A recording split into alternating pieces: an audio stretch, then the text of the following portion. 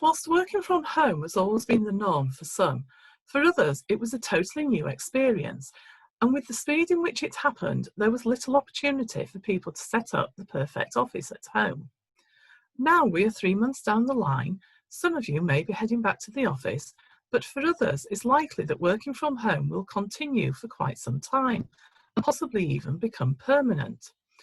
Whilst there is no real short-term risk, back and neck pain and deteriorating eyesight are often found to be the result of long-term usage of display screen equipment, and therefore it is important that you take a few minutes to think about the suitability of your workspace and if there are any changes you need to make in order to improve your health and well-being. With this in mind, I have 5 simple and quick checks for you to consider, particularly if you don't have a dedicated workspace in your home.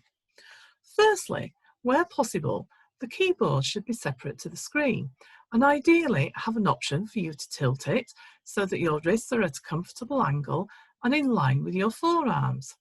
A separate mouse and trackball should also be used and should be positioned close to the keyboard to prevent overstretching.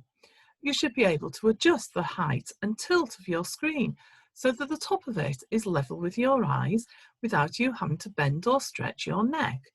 Text should be easy to read, the screen should have adjustable brightness and contrast and be free from glare. What about your desk space and chair? Unless you have a dedicated office space within your home, you could well be using a dining table and chair, a breakfast bar, or even a camping table and chair. But how comfortable are these for you to sit at?